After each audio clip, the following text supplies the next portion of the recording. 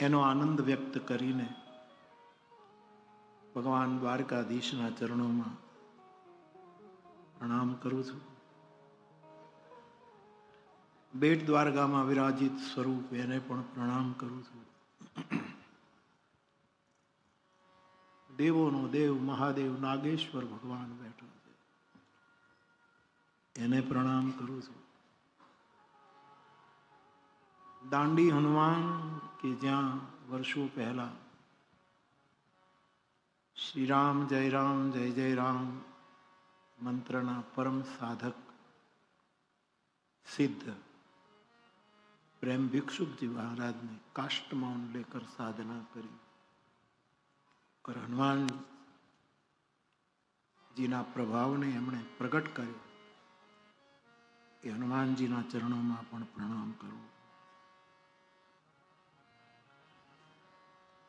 व्रजांगनाओ कृष्ण विरह में रोती रोती रोती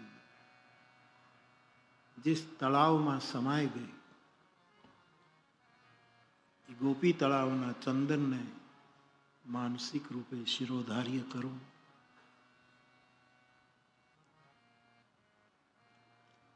गोमती नो आ तट छे. गोमती जल प्रवाह ने प्रणाम करो.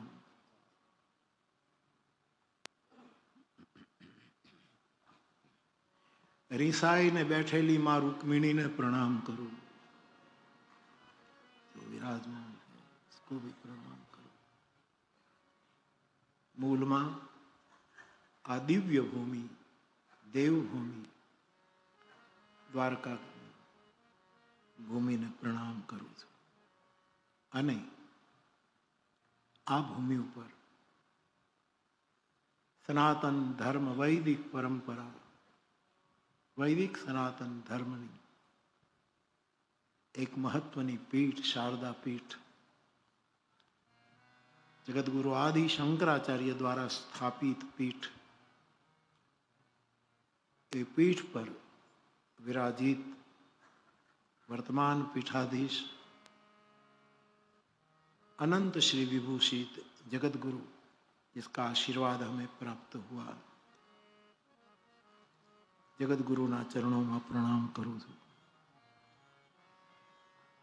एमनी साथे आवेला यतिवृंद, छात्रवृंद, ब्रह्मकुमार, आचार्य, ये सौने प्रणाम करूं छुं. कथा में पूज्य चरण जो विराजमान छे ए बधा संतों ने पण प्रणाम करूं छुं.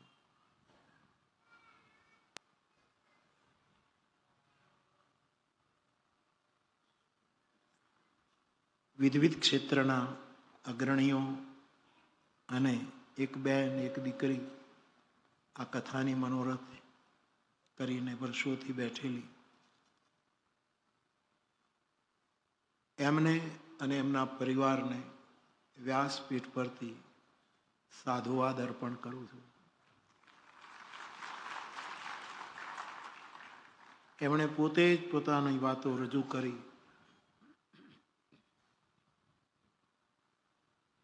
मूळ तो 7 तारीख थी आ कथा पालिताणा में थवानी हती. 7 થી 15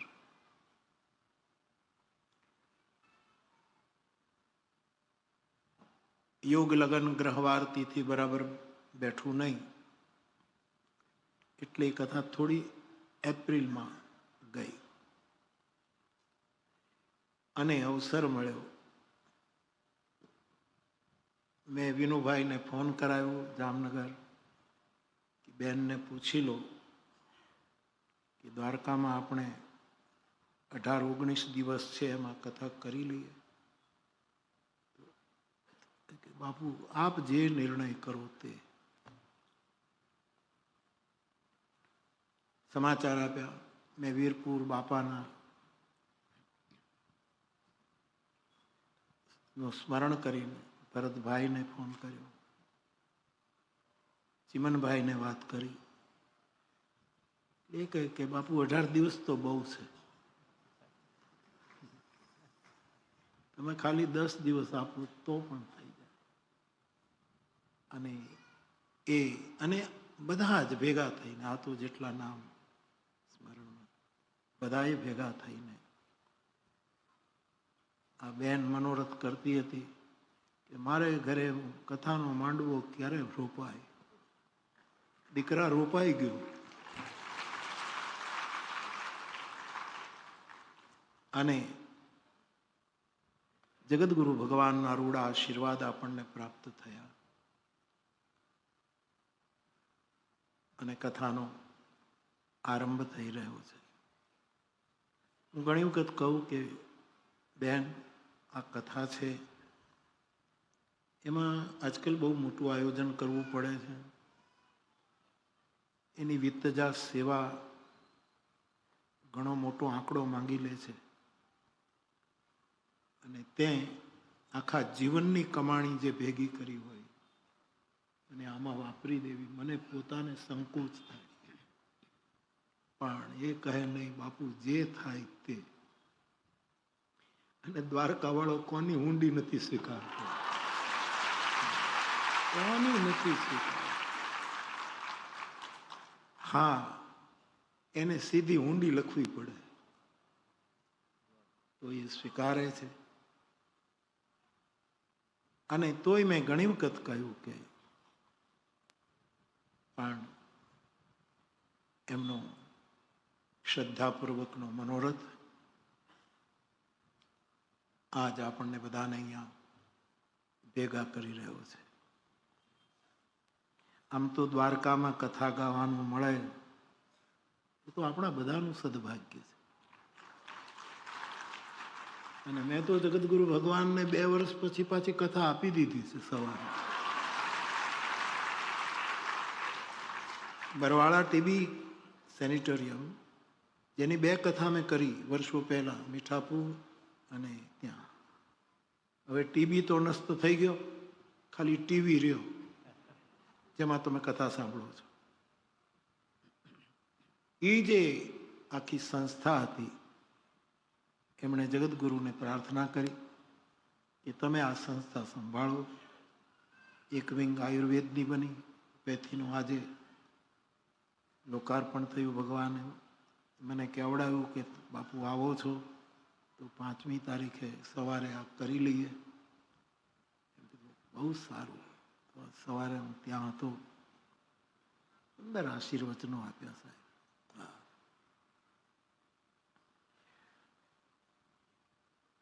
અને કે કામ બહુ મોટું છે એવું કહે એટલે આપણે સમજી જઈએ.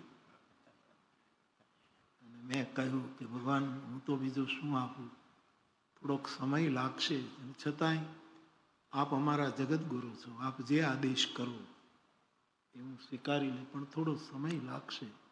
તો ફરી એક વખત 2 વર્ષ પછી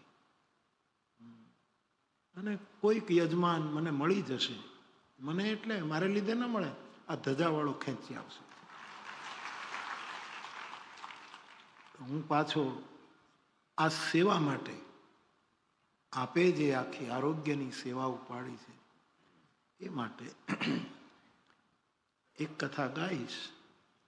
બહુ પ્રસન્ન થયા. અને પછી તો અમે બેટ દ્વારકા ગયા, દાંડી ગયા, ત્યાંથી આમ નીકળ્યા. ત્યાં મને એક ફોન આવ્યો, અમે લાઈવ ટેલિકાસ્ટ સાંભળતા હતા, એ કથા અમને આપી દો દ્વારકાની, બધો ખર્ચ અમારો. ઊંડી સ્વીકારાય છે 2 કલાકમાં. 2 કલાકમાં ઊંડી સ્વીકારાય છે. મેં હજી હા નથી પાડી, મેં કહ્યું કે જોઈશું. ટૂંકમાં ભગવાનના આશીર્વાદ છે.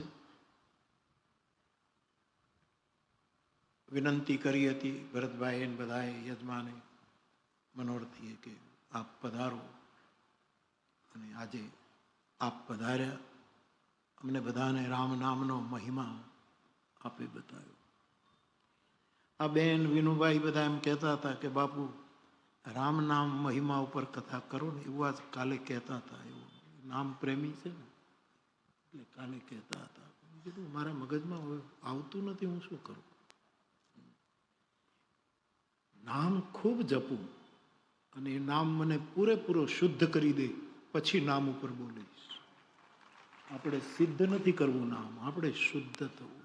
અને નિરંતર નામનું રટણ જ્યારે જીવને નક્ષિક, આપણે જીવ છીએ, આપણે સંસારી છીએ. અને જે મેં મારા ગુરુને વિશુદ્ધ રૂપે જોયા છે, શુદ્ધ રૂપે જોયા, એવી નામની કૃપા થાય પછી જ્યાં યોગ હશે ત્યાં નામ વિશે ગાવાનું મનોરથ છે. અહીંયા તો આ કથા આપી ત્યારથી જ મગજમાં નક્કી હતું કે મારે દ્વારકાની કથામાં આ વખતે માનસ કૃષ્ણ અવતાર ગાવું છે. માનસના આધારે કૃષ્ણ અવતારની કથા. કેટલો મોટો વિષય છે આપણી પાસે, કેટલો મોટો પરમાત્મા છે આપણી પાસે, કેટલી મોટી એની લીલા છે. શાસ્ત્રો દ્વારા, સંતો દ્વારા, આચાર્યો દ્વારા જે કંઈ સાંભળ્યું હોય, જે કંઈ ગુરુ કૃપા, એના દ્વારા મેં એવું નક્કી કરેલું કે આ વખતે માનસ કૃષ્ણ અવતાર વિશે કથા ગાઈશું. લેકિન આપની ઈચ્છા હતી કે નામ મહિમા ઉપર એવું વિનુભાઈ પણ કંઈક બોલ્યા કે બાપુ નામ. આપની વાત મારે માનવી જોઈએ, પણ હું તૈયાર નહોતો. એના માટે તૈયાર થવું જોઈએ. જેમ તેમ ન કૂદી પડાય. ખૂબ નામ જપો, ખૂબ, પણ થોડીક જે મનોરથ હતો એ ભગવાને પૂરો કરી દીધો કે હનુમાનજીના મુખમાંથી નીકળેલો રામ નામનો મહિમા એમણે શ્લોકની એક એક પંક્તિ દ્વારા એમણે બહુ જ વિસ્તારપૂર્વક આપણને નામનો મહિમા કહી દીધો. એટલે ભગવાને આશીર્વાદ આપી દીધા છે, નામ મહિમાનો દીપ પ્રજ્વલિત કર્યો છે. હવે ક્યારેક પછી આપણે મેદાનમાં આવશું એમના આશીર્વાદ. પરંતુ જગતગુરુ ભગવાનના આશીર્વાદ અને પ્રેમ ભિક્ષુકજી મહારાજ, જેમણે શ્રીરામ જય રામ જય જય રામ આ મંત્રનો બહુ પ્રચાર કર્યો. આપણા સૌરાષ્ટ્રમાં કેટલી જગ્યાએ અખંડ સંકીર્તન ચાલે. દ્વારકામાં છે, પોરબંદરમાં છે, જામનગરમાં છે, કચ્છમાં ભુજમાં પણ છે, ઘણી જગ્યાએ, નામ હું ભૂલી જાઉં. મહુવામાં વર્ષોથી ચાલે છે અખંડ સંકીર્તન. એવા એક નામ સિદ્ધ મહાપુરુષ પ્રેમ ભિક્ષુકજી બાપુનું સ્મરણ પણ આ કથા સાથે જોડાયેલું છે. એમની નામમયી ચેતનાને પ્રણામ કરું છું.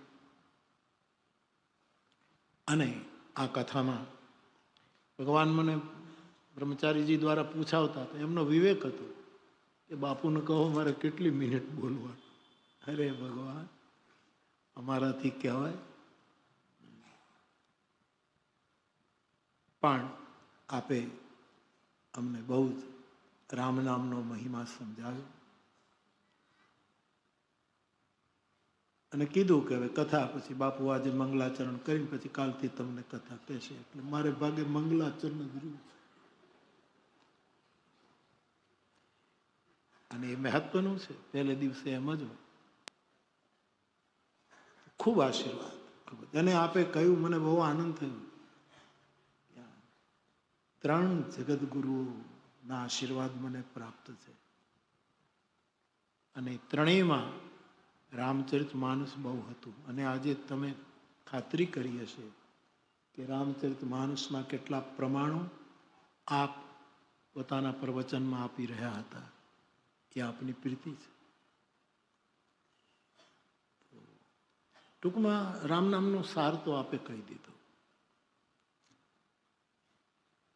બાકી માનસ કૃષ્ણ અવતાર કેટલું બોલાયું છે ભગવાન કૃષ્ણ ઉપર. અને આપણા સદભાગ્ય કે અહીંયા બે જગતગુરુ બેઠા છે, કૃષ્ણમ વંદે જગતગુરુ અને બીજા આપણા જગતગુરુ આદિ શંકરાચાર્ય પ્રભુ, અને ત્રીજો ત્રિભુવન ગુરુ બેઠો છે નાગેશ્વરમાં. નાગેશ્વરમાં ભગવાન શિવ બેઠા છે. તો આ બધાના આશીર્વાદ આપણા ઉપર છે, એ આપણા સદભાગ્ય. તો વિષય છે આ કથાનો, કેન્દ્રીય વિષય છે માનસ કૃષ્ણ અવતાર.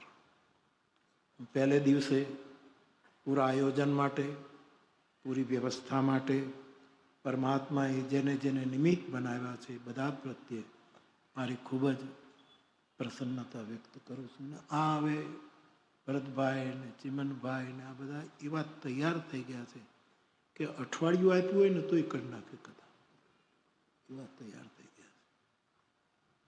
ખૂબ ખૂબ ખુશ રહો બાપ, ખુશ રહો. તો માનસ કૃષ્ણ અવતાર, ફરી એક વખત બાલકાંડની આ બે પંક્તિઓ એનું આપણે ગાયન કરીએ. દૃશ્ય છે સ્વાર્થી દેવતાઓએ તારકાસુરના ત્રાસમાંથી મુક્ત થવા માટે શિવજીની સમાધિ તોડાવવાનો નિર્ણય કર્યો કે શિવ સમાધિથી મુક્ત થાય તો લગ્ન કરે, લગ્ન કરે તો એને ઘરે દીકરાનો જન્મ થાય અને એનો દીકરો તારકાસુરને ત્રાસમાંથી અમને મુક્ત કરે, તારકાસુરનું નિર્વાણ કરે. આટલા માટે દેવતાઓએ કામને વિનંતી કરી અને કામદેવ શરૂઆતમાં તો ના પાડે છે, કારણ કે એને ખબર છે કે શિવના વિરોધમાં મારું મૃત્યુ નિશ્ચિત છે. છતાં પરોપકારની વાત સ્વીકારીને કામદેવ, આપ જાણો છો, માનસના પાઠક છો, કામ પ્રભાવ વિસ્તારે છે. આખરે શિવજીના મનમાં ક્ષોભ ઉત્પન્ન થાય છે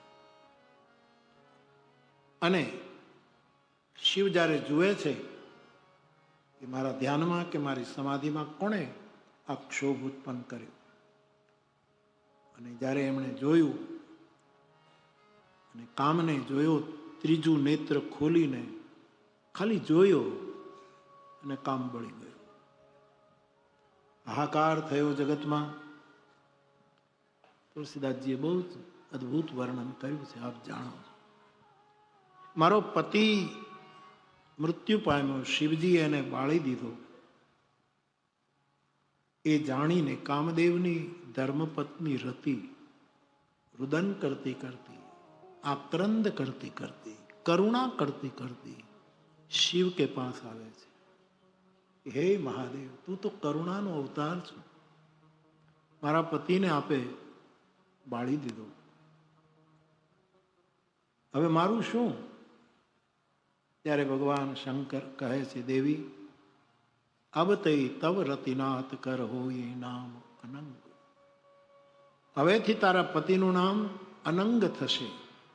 મતલબ કે અંગ વગર, અત્યાર સુધી તો શરીરથી બધાને વ્યાપતો હતો, પણ હવે વગર શરીરે બધાના મનને સ્પર્શ કરીને, મનમાંથી ઊભો થઈને એ બધાને વ્યાપ્ત થશે, બધાને પરેશાન કરશે. રતિએ રુદન કરતા કરતા કહ્યું કે મહારાજ, મારો પતિ અનંગ બનીને જગતમાં વ્યાપે, એથી મને શું ફાયદો? મને તો અંગવાળો પતિ જોઈએ, મને મારો પતિ પ્રત્યક્ષ જોઈએ. અનંગ બનીને વ્યાપે એ નહીં,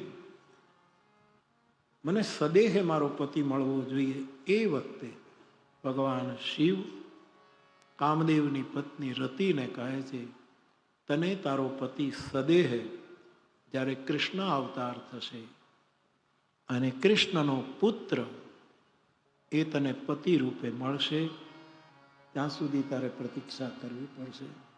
અને કૃષ્ણ અવતાર એટલા માટે થશે કે જગતનો મહાન ભારને ઉતારવા માટે.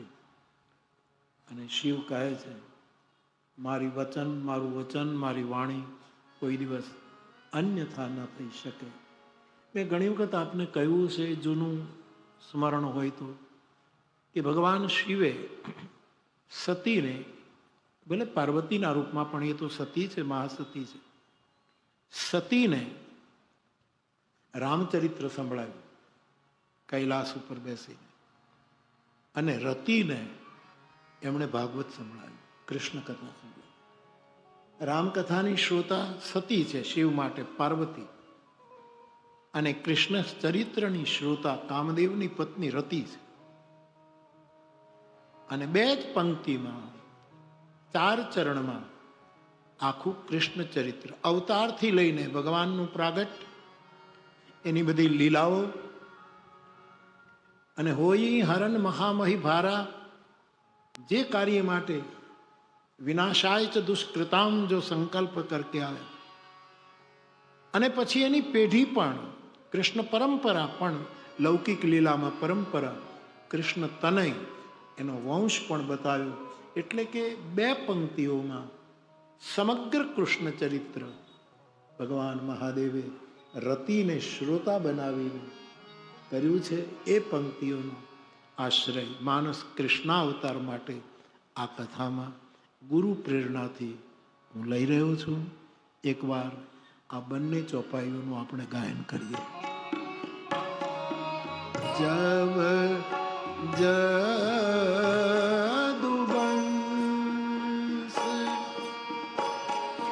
કૃષ્ણ અવતારા, જબ ગાઈએ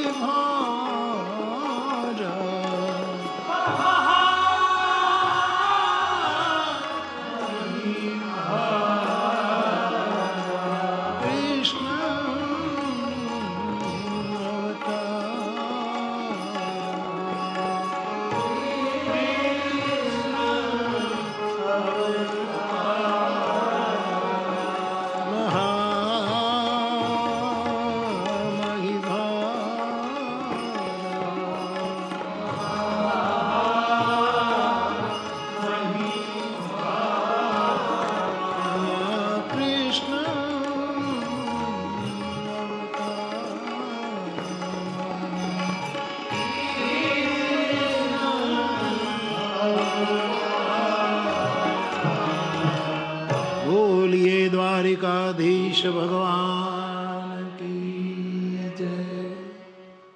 તો આ બે પંક્તિઓ દ્વારા આપણે સંવાદના રૂપમાં 9 દિવસ સુધી ભગવત સંવાદ કરીશું. આ એક ભૂમિકા. અને પ્રથમ દિવસે હંમેશા ગ્રંથના મહિમાનું ગાયન કરવાનું હોય છે. એવી એક પવિત્ર અને પ્રવાહી પરંપરા રહી, આદેશ પણ. તેથી રામચરિતમાનસના 7 સોપાન, બાલ, અયોધ્યા, અરણ્ય, કિષ્કિંધા, સુંદર, લંકા અને ઉત્તર. ભગવાન રામનો અવતાર આપણી અવતાર પરંપરામાં 7મો અવતાર છે. એટલે ગોસ્વામીજીએ રામકથાને, રામ અવતારની કથાને 7 વિભાગમાં વહેંચી છે. એનો બાલ વિભાગ, એનો યૌવન વિભાગ, એનો વન વિભાગ,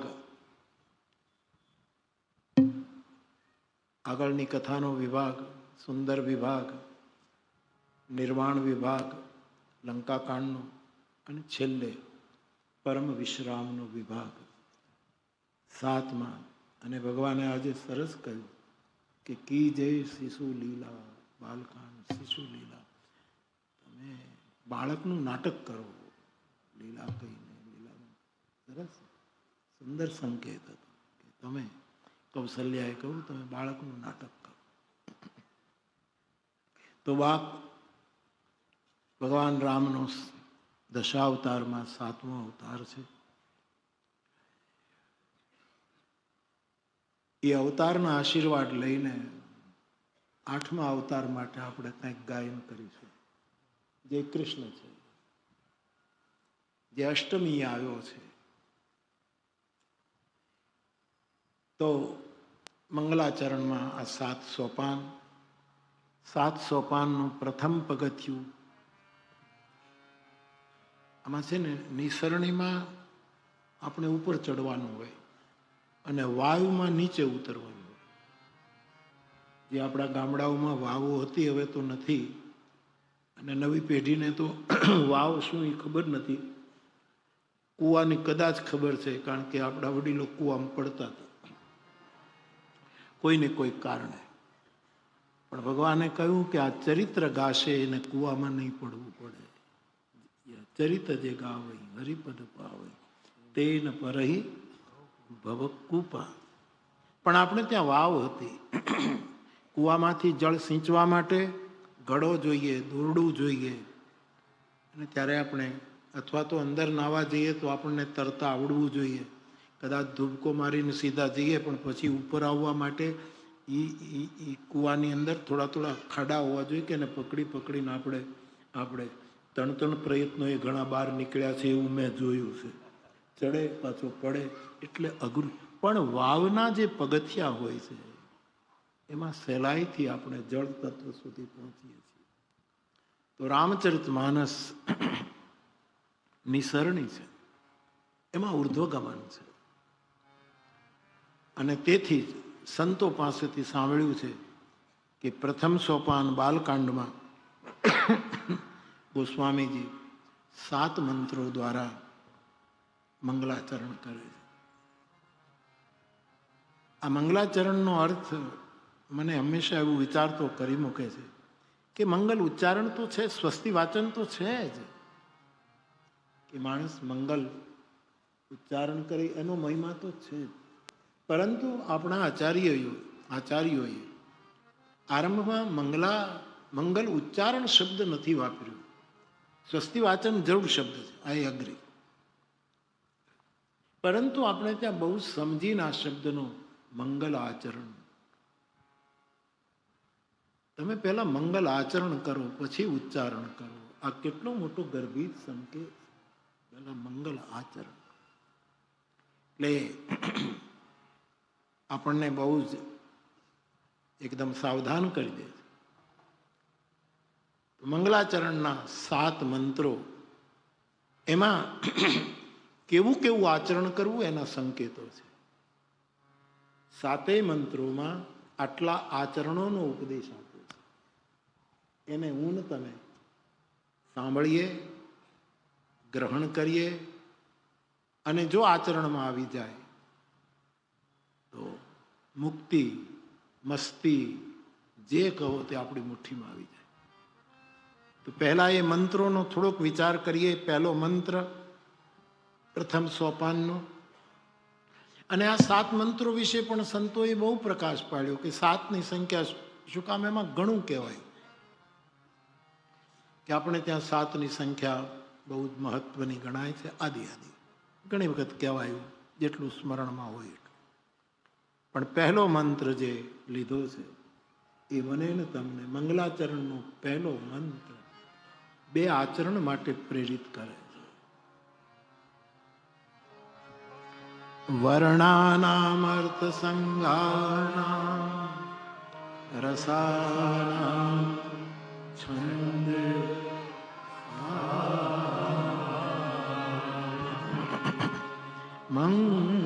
મંગલાનામ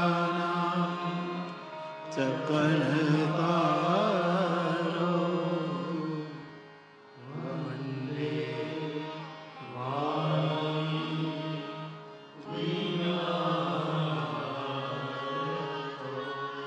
આપ જાણો છો, પહેલા મંત્રમાં ગોસ્વામીજીએ વર્ણ, અર્થ, છંદ આ બધાની વાત કરીને આ બધું મંગલ કરનારું હોવું જોઈએ એમ કહીને વાણી અને વિનાયકની વંદન કરી. વ્યાસપીઠે ઘણી વખત કહ્યું છે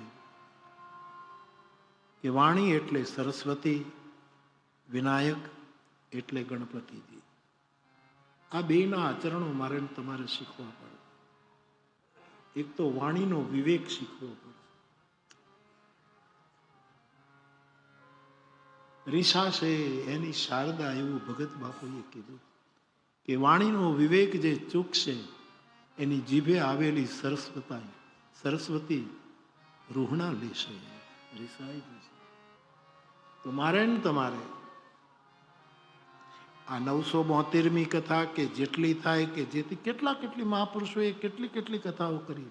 આ તો ઠીક છે, રેકોર્ડ આ છોકરાઓ રાખે છે, ગમે તેટલી કથાઓ કહીએ ગાઈએ, પણ વાણીનો વિવેક ન હોય તો. વાણીનું આચરણ એટલે વિવેકયુક્ત વચન. ગંગા સતી કહે છે વચન વિવેકની વાત કરે. આજે વાણી વિવેક. ભગવાન જગતગુરુ ભગવાન આજે કહેતા ને કે તમારી પાસે હોઠ છે, તાળવું છે, દાંત છે, જીભ છે, આ બધું એ જે આખો છે ઓષ્ટ અને દાંતવ્યની બધે જ વસ્તુ એને વણી લીધી, અને જીભ તમારી પાસે છે, છતાંય રામ નામ કેમ નથી લેતા? છતાં વિવેક વાણીમાં કેમ નથી આવતો? અમારા કથામાં શું થાય કે કથામાં બધા આવે, ભાવ હોય એટલે જ આવે, શ્રદ્ધા હોય એટલે જ આવે.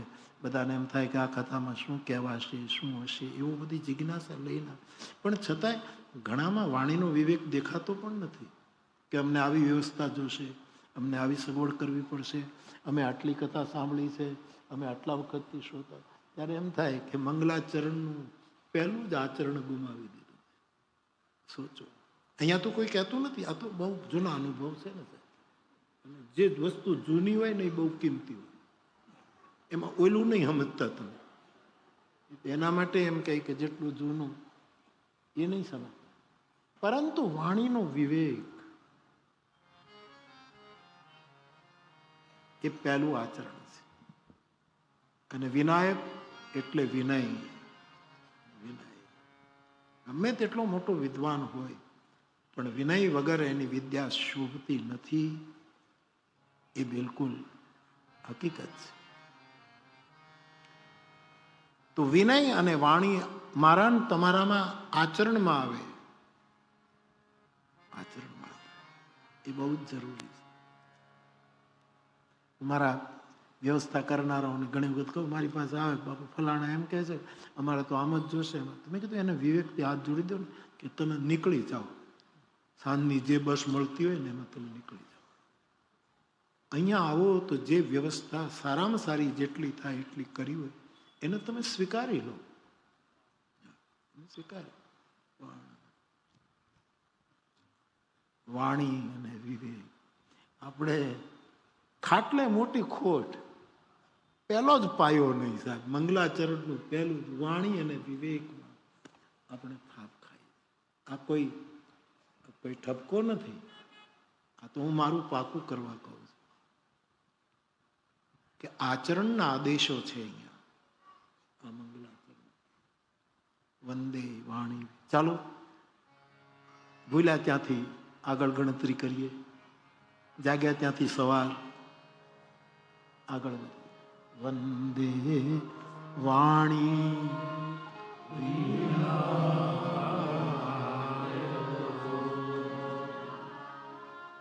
ભવાની શંકરો વંદે શ્રદ્ધા વિશ્વાસ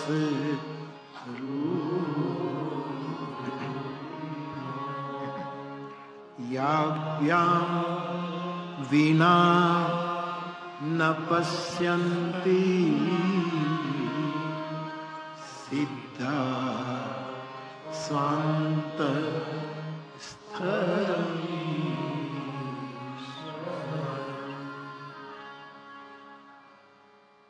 અને આ હું તમને જ નથી કહેતો, હું આયોજકોને કહું કે હું એ જો વધારે નખરા કરું ને મને આ જોશે ને મારે આ જોશે તો મને તમારે કાઢી મૂકો ને બીજાને બેહાડી દેવું. તો બાપુ હું બીજા કથાકારને બેસાડી દેવું. તમે વધારે પડતી માંગ નહીં કરો, પણ કોઈને ફરિયાદ કરવા ન દઉં એવી રીતે હું જીવું છું. એમ બધા જીવો, એવી રીતે જીવો તો વધારે આનંદ આવશે. બાકી તો ઓર વધારે મોજ કરશો.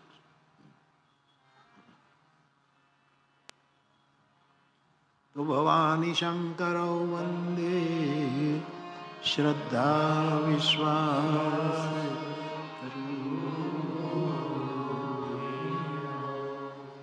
અખંડ શ્રદ્ધાનું પ્રતીક ભગવતી ભવાની અને અખંડ વિશ્વાસનું પ્રતીક ભગવાન શિવ. એ બંનેની વંદના કરતા કહ્યું કે આ બે ન હોય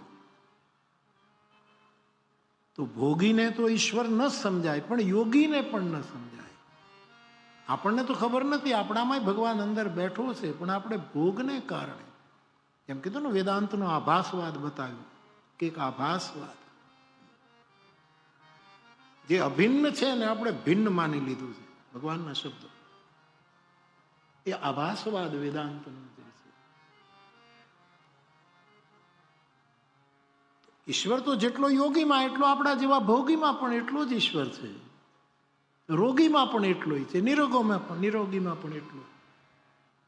પરંતુ શ્રદ્ધા અને વિશ્વાસના અભાવને લીધે યોગીઓ પણ અંતઃકરણમાં બેઠેલો પરમ તત્વને અનુભવી નથી શકતા. તો આપણા જેવા ભોગીઓનું શું ગજવું? આપણે કેમ અનુભવી શકીએ? આ બે આચરણ, મારી શ્રદ્ધા ન તૂટવી જોઈએ અને મારો વિશ્વાસનો ભંગ ન થવો જોઈએ. આ બહુ જરૂર આચરણમાં આવવું જોઈએ. ગમે તે થાય, શ્રદ્ધા ન તૂટવી જોઈએ. બે ચાર દિવસ પહેલા ચિત્રકૂટમાં બેઠા હતા ત્યારે હું કે તુલસીદાસજી કહે છે ભરોસો એને કહેવાય કે ડર ન ખરોસો. હવે મારું જે થાય એનો મને કોઈ ભય નથી, એનું નામ ભરોસો. સારું થાય, ખરાબ થાય, પતન થાય, ઉન્નત થાવ, જે કે મેં ધારેલું ન થાય, બધું ઉલટું જે કંઈ થાય